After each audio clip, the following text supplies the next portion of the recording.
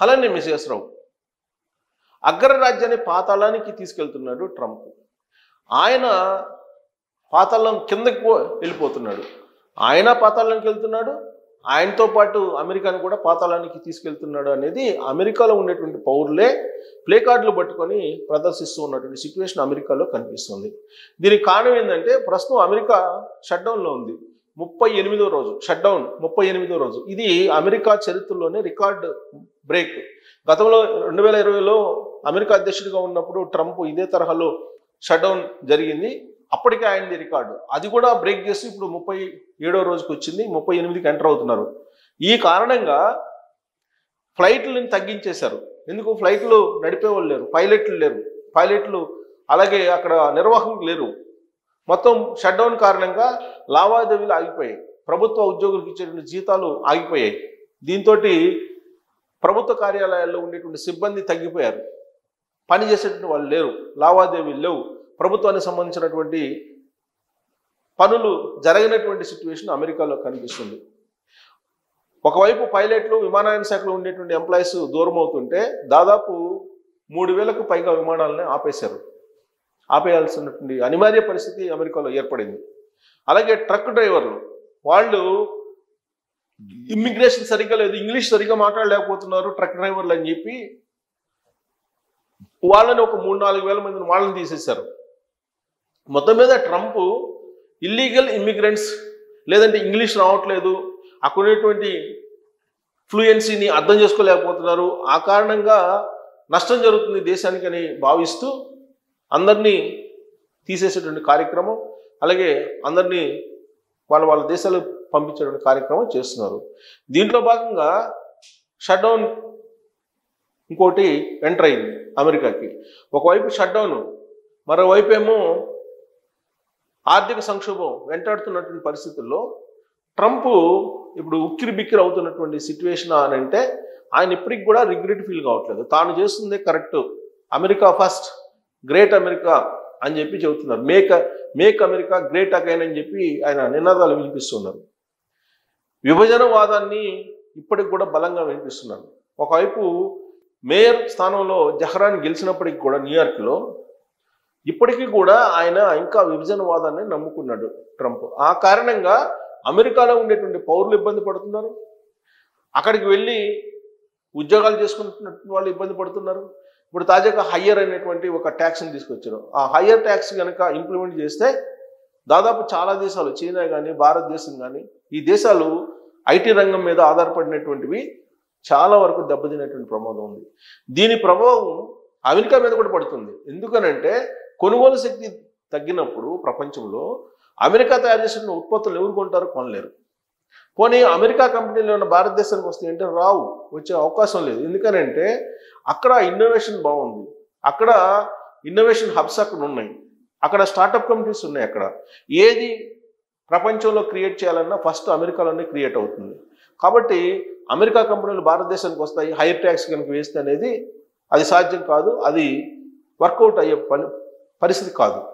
ఇక ట్రంప్ ఏం చేస్తున్నాడు? అణ్వాయుధాలను మేము తయారు చేస్తున్నామని చెప్పాడు. అమెరికా ఎప్పుడైతే అణ్వాయుధాలను తయారు చేయమని చెప్పి ట్రంప్ ఆదేశించాడో వెంటనే రష్యా అధ్యక్షుడు పుతిన్ అణ్వాయుధాలు ఆల్రెడీ మనం ఉన్నాయి, ఆ అణ్వాయుధాల ఫార్ములాన్ని మళ్ళీ మరింత ఎన్హాన్స్ చేసి మనం కూడా తయారు చేద్దామని చెప్పి ఆయన మీటింగ్ పెట్టుకుని అణ్వాయుధాలు తీసుకుని ఆయన వెళ్తున్నాడు. ఆల్రెడీ ఉత్తర కొరియా అధ్యక్షుడు కిమ్ అదే పనిలో ఉన్నాడు.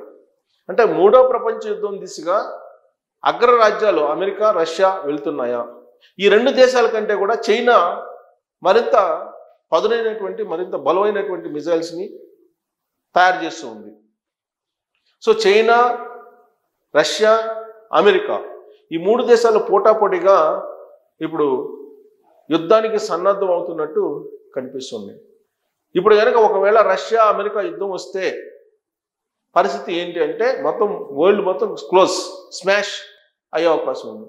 అందుకే ఇప్పుడు ట్రంప్ అమెరికాలో ఉన్నటువంటి ఆయుధాలతోటి ప్రపంచాన్ని 15 సార్లు కాల్చేయచ్చు అంట. ప్రపంచాన్ని 15 సార్లు కాల్చేయచ్చు, ఇంకా అవసరమైతే 150 సార్లు కూడా కాల్చేయచ్చు ప్రపంచాన్ని. అంత పవర్ఫుల్ వెపన్స్ నా దగ్గర ఉన్నాయని చెప్పి చెప్తున్నారు.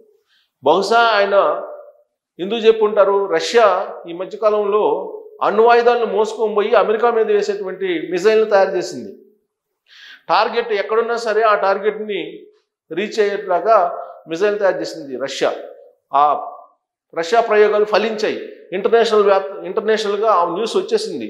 సో దాంతో ఇప్పుడు ట్రంప్ కూడా మా దగ్గర ఆయుధాలు ఉన్నాయి, మేము అణ్వాయుధ ప్రయోగాలు చేస్తూ ఉన్నాము, మేము తలుచుకుంటే 150 సార్లు ప్రపంచాన్ని వేసేయగలం, ఒక 15 సార్లు మళ్ళీ దేశాన్ని మొత్తాన్ని బూడిద చేయగలం, ఇలా రకరకాలుగా ట్రంప్ చెప్తూ ఉన్నాడు. దీనికి సంబంధించినటువంటి ఇంటర్నేషనల్గా వస్తున్నటువంటి న్యూస్ని చూస్తే అసలు అమెరికాలో ఏం జరుగుతుంది, ఇప్పుడు షట్ డౌన్ కనుక లిఫ్ట్ చేయకపోతే అసలు అమెరికా పరిస్థితి ఏంటి అనేది కూడా పెద్ద $1 మిలియన్ ప్రశ్న. దీనికి సంబంధించి న్యూస్ ఇప్పుడు రకరకాలుగా స్ప్రెడ్ అవుతుంది. దాంట్లో కొంత ఇది డెమోక్రాట్లు విజయం సాధించారు ఇప్పుడు రీసెంట్గా జరిగినటువంటి మేయర్ అలాగే గవర్నర్ ఎన్నికల్లో. దాంతో ట్రంప్ని వ్యతిరేకిస్తున్నటువంటి వాళ్ళ సంఖ్య ఈవెన్ రిపబ్లికన్ పార్టీస్లో కూడా ఎక్కువ అవుతున్నారు.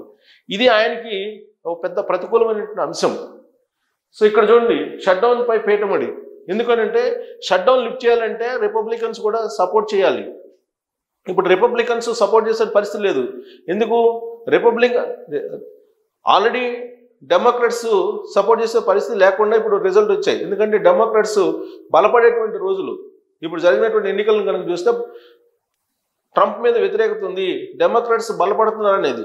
ఇలాంటి సిచ్యువేషన్లో డెమోక్రాట్స్ సహకరించే అవకాశం లేదు ప్రభుత్వానికి. సహకరించకపోతే షట్ డౌన్ లిఫ్ట్ అయ్యేటువంటి పరిస్థితి కూడా లేదు. ఇది ఇలానే కొనసాగితే అమెరికా పరిస్థితి ఏంటి అనేది పెద్ద చర్చ.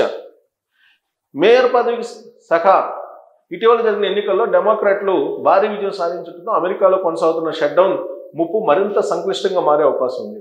ఈ విజయాలు డెమోక్రాట్లలో సరికొత్త శక్తిని నింపాయని, ట్రంప్ పై ప్రజాగ్రహం వస్తుందని చెప్పి విశ్లేషకులు భావిస్తూ ఉన్నారు. ఈ కారణంగా షట్ డౌన్ పై కొద్ది గొప్ప జరిగే చర్చలపై నీలి నీడలు కమ్ముకోవడం ఖాయంగా కనిపిస్తుంది. అమెరికా చరిత్రలోనే సుదీర్ఘంగా కొనసాగుతున్నటువంటి షట్ డౌన్గా ప్రస్తుతం 37వ రోజుకి చేరుకుంది. ఇప్పుడు స్వయంగా ట్రంప్ చర్చలకు వస్తేనే అంగీకరించే అవకాశం డెమోక్రాట్లకు దక్కుతుంది. అదీ కాక వారు ప్రతిపాదిస్తున్న ఒబామా కేర్కు నిధులు కేటాయించడానికి అధ్యక్షుడు అంగీకరించాల్సి రావచ్చు. ఇప్పటిదాకా డెమోక్రాట్లతో భేటీ అయ్యేందుకు ట్రంప్ ససేమరా అన్నారు. మరోవైపు శుక్రవారం నుంచి అమెరికాలో 10% విమాన సర్వీసులను తగ్గించాలని నిర్ణయించారు. షట్డౌన్ కారణంగా సిబ్బంది కొరత తలెత్తి భద్రతకు ముప్పు వాటిల్లే అవకాశం ఉన్నందున ఈ నిర్ణయం తీసుకున్నట్లు తెలుస్తుంది. Trump వైదొలగాలంటూ rally. అమెరికా అధ్యక్ష ఎన్నికల్లో ట్రంప్ విజయం సాధించి ఏడాదైన సందర్భంగా ఆయన వ్యతిరేకులు బుధవారం వాషింగ్టన్లో భారీ ర్యాలీ నిర్వహించారు.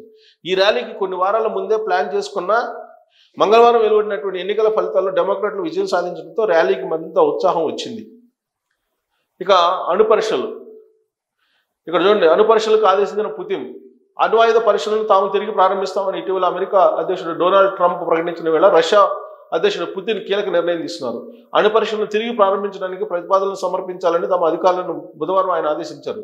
మరోవైపు అణుపరీక్షలకు సన్నాహాలు ప్రారంభించాలని పుతిన్ ఆదేశించలేదని, ప్రస్తుతానికి అలాంటి పనిని ప్రారంభించడం అవసరమా అని విశ్లేషించాలని మాత్రమే అధికారులు చెప్పారని క్రెమ్లిన్ ప్రతినిధి డిమిత్రీ పెస్కోవ్ తెలిపారు. సో ఇదంతా ఇలా ఉంటే ర్యాలీలు అన్ని చేస్తుంటే ట్రంప్ వెంటనే వైదొలగాలంటే నినాదాలు చేశారు. 3 డజన్లకు పైగా సంస్థలు ఈ ర్యాలీకి నాయకత్వం. 80,000 వీసాలు రద్దు. అమెరికా అధ్యక్షుడిగా రెండోసారి బాధ్యతలు చేపట్టిన తర్వాత అక్రమ వలసదారులపై ఉక్కుపదం మోపుతున్న ట్రంప్ వలసేతర వీసాలపైన కఠినంగా వ్యవహరిస్తున్నారు. ఈ క్రమంలో జనవరి నుంచి 80,000కు పైగా వలసేతర వీసాలను ట్రంప్ యంత్రాంగం రద్దు చేసినట్టు తెలుస్తుంది. హింస, చోరీల కేసులో మద్యం సేవించి వాహనం నడపడం వంటి ఉల్లంఘనలకు పాల్పడిన వారు ఇందులో అధికంగా ఉన్నట్లు తెలుస్తుంది. ఇక సుప్రీంకోర్టు రద్దు చేసిన ప్రత్యామ్నాయ సుంకాలపైన ట్రంప్కి అవకాశం. ప్రపంచవ్యాప్తంగా పలు దేశాలపై అమెరికా అధ్యక్షుడు ట్రంప్ విధించిన సుంకాలకు సంబంధించిన ఆదేశాలను సుప్రీంకోర్టు రద్దు చేసిన ఆయనకు ప్రత్యామ్నాయం ఉందని తెలుస్తుంది. ఆయన తన సుంకాలు విధించే అధికారాలను మళ్లీ వినియోగించుకోవచ్చని సమాచారం. సుంకాలను విధించే అధికారం అధ్యక్షుడికి ఉందని బుధవారం ట్రంప్ తరపున న్యాయవాదులు వాదనలు వినిపించిన సందర్భంగా న్యాయమూర్తులు సందేహం వ్యక్తం చేసిన నేపథ్యంలో ఈ అంశం తెర మీదకు వచ్చింది. సుంకాలను విధించకపోతే అమెరికా అరక్షిత దేశంగా మారిపోయిందని, తృతీయ ప్రపంచ దేశాల సరసన నిలుస్తుందని కోర్టులో ట్రంప్ వాదించారు.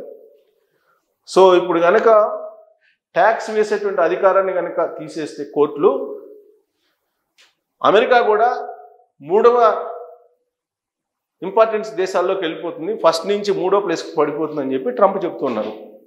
ఇప్పటి వరకు 80,000 వీసాల్ని ట్రంప్ వచ్చిన తర్వాత రద్దు చేశారు. అలాగే రష్యా, అమెరికా అణ్వాయుధాలు తయారు చేసడానికి సిద్ధమవుతున్నాయి. ఇంకోవైపు షట్ డౌన్ ఉంది. ఈ షట్ డౌన్ లిఫ్ట్ చేయాలంటే డెమోక్రాట్స్ సహకరించాలి. వాళ్ళు సహకరించాలంటే ట్రంప్ నేరుగా వాళ్ళతో మాట్లాడాలి. కానీ ట్రంప్ మెంటాలిటీ వాళ్ళతోటి నేరుగా మాట్లాడే మెంటాలిటీ కాదు. కాబట్టి షట్ డౌన్ ఇప్పట్లో క్లోజ్ అయ్యే అవకాశం లేదు. అణ్వాయుధాలు పోటీపడి తయారు చేస్తూ ఉన్నారు. మరోవైపు మళ్ళీ ట్యాక్సుల వైపు ట్రంప్ చూస్తూ ఉన్నారు. ఈ పరిస్థితులన్నీ గమనిస్తే కనుక పాతాళానికి అమెరికా వెళ్ళడానికి అవకాశాలు ఉన్నట్టు అంతర్జాతీయంగా ఉండేటువంటి నిపుణులు అలాగే విశ్లేషకులు భావిస్తున్నారు. మరి అమెరికా ట్రంప్ చేతిలో ఉంటే రాబోయే రోజుల్లో పాతాళానికి వెళ్ళడం ఖాయమా అనేది మీరు కామెంట్ చేయొచ్చు. Thank you.